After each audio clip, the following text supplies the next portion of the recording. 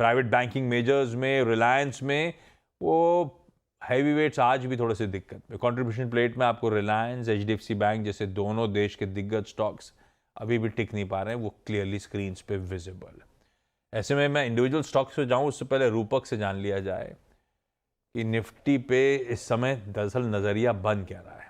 हम 25,800 पे हैं, प्रिकेरियस 25,800 और वो 25,750 के जोन्स, उसी जोन्स के इर्द गिर्द बाजार इस समय लो लेवल्स पे टेस्ट कर रहा है।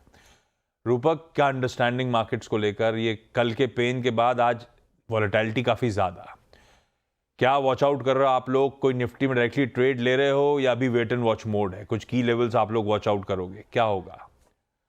जी, एक्सपेक्टेशन था कि निफ्टी में थोड़ा बहुत रिकवरी आएगा कल का सेलिंग के बाद, बट उस हिसाब से एक रिकवरी नहीं थी एक्चुअली। अपर साइड में हायर साइड हम लोग देखें तो थोड़ा बहुत प्रॉफिट बुकिंग और थे, बट जब तक 25,750 होल्ड है तो चांसेस है कि एक बार पुल बैक दिखाएगा निफ्टी।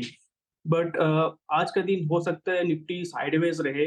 बैंक निफ्टी में हो सकता है एक बार रिकवरी आए, led by HDFC bank. HDFC bank एक इंडिकेशन दिखा रहा है कि बॉटम से रिवर्सल दे इंट्राडे बेसिस में, और बैंक निफ्टी की एक्सपायरी भी है, तो एक वॉलेटिलिटी, एक हलचल एक्सपेक्टेशन है सेकंड हाफ में मार्केट में।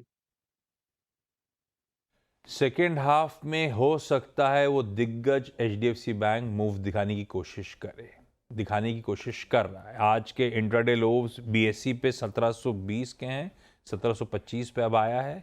और ये बात सही है, आज ना सिर्फ फिन निफ्टी की वीकली कॉन्ट्रैक्ट्स की एक्सपायरी, साथ साथ क्योंकि कल मार्केट हॉलिडे, बैंक निफ्टी की भी एक्सपायरी आज है। तो सेकेंड हाफ सेशन का इंटरेस्टिंग हो सकता है और शायद बैंक निफ्टी में एचडीएफसी बैंक खास तौर पे सपोर्टिव हो। खरीद डालूंगा फिर, अगर इस समय खरीदने का मन, या ऐसा नहीं एचडीएफसी बैंक को लेकर? जी हाँ, 2 व्यू बन रहे हैं, एक तो लॉन्ग टर्म व्यू बन रहा है और एक इंट्राडे व्यू बन रहा है। दोनों में एचडीएफसी बैंक का बाइंग बन रहा है। जो चार्ट के हिसाब से इंट्राडे में थोड़ा बहुत अपसाइड एक्सपेक्टेड है, और अगर लॉन्ग टर्म देखें तो एचडीएफसी बैंक बहुत ही अच्छा लग रहा है इस लेवल से। एचडीएफसी बैंक अच्छा लग रहा है लॉन्ग टर्म पे इन लेवल से।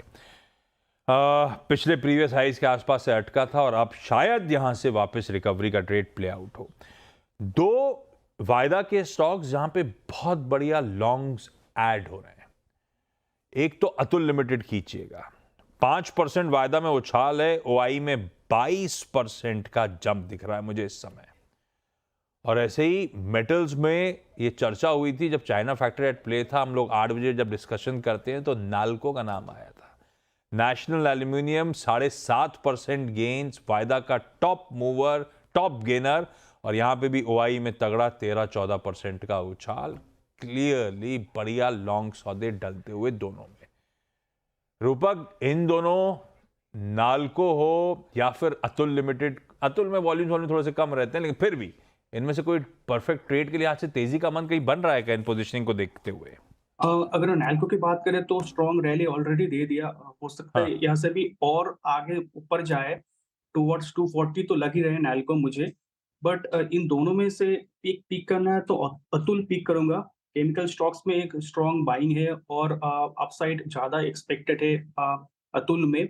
अभी रिसेंटली कंसोलिडेशन, प्रीवियस जो कंसोलिडेशन था उसका ब्रेकआउट दिया, अपसाइड में 82, 80, 8300 तक जाना चाहिए वेरी शॉर्ट टर्म में, और नीचे 7940 का स्टॉप लॉस रहना चाहिए।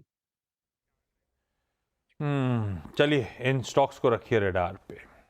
एक इशू, सुबह बड़ा कंफ्यूजन था रूपक, ये कैसे गोल्ड लेंडिंग कंपनीज बिहेव करेंगी आरबीआई के उस डिक्टेट या वार्निंग पे। मुथूट और मणप्पुरम खासतौर पे, उसमें मुथूट क्योंकि आज दबाव ज्यादा दिखा रहा है और एक्सपेक्टेड नहीं था कि 3.5-4% के आसपास की कमजोरी मुथूट में आ जाएगी।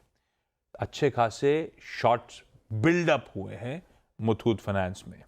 3.5% का दबाव स्टॉक में, और वायदा में, ओपन इंटरेस्ट में भी आप देखेंगे बदलाव। खैर रूपक, पोजीशनिंग कैसी है स्टॉक की?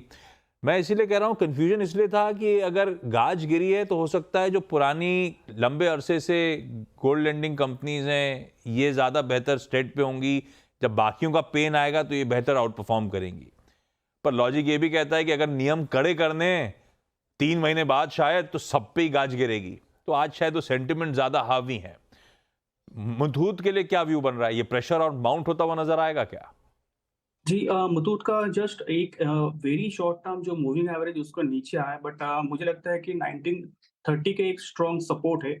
ये बड़ी important short term moving average है। 30 के नीचे आता है तो हो सकता है मुथूट और उसके साथ-साथ बाकी सारे गोल्ड लोन देने वाले काउंटर्स नीचे आ सकता है। ओवरऑल सेंटिमेंट खराब होना चालू हुआ, फॉलो अप सेलिंग के लिए वेट करना पड़ेगा हम लोगों को। ओके रूपक, थैंक यू सो मच जुड़ने के लिए, कुछ एक्शन वाले स्टॉक्स पे बातचीत करने के लिए और निफ्टी पे अपने इंपॉर्टेंट व्यू शेयर करने के लिए। एचडीएफसी बैंक लॉन्ग टर्म के लिए आज से अट्रैक्टिव और शायद इस सेकेंड हाफ में मार्केट्स को लेकर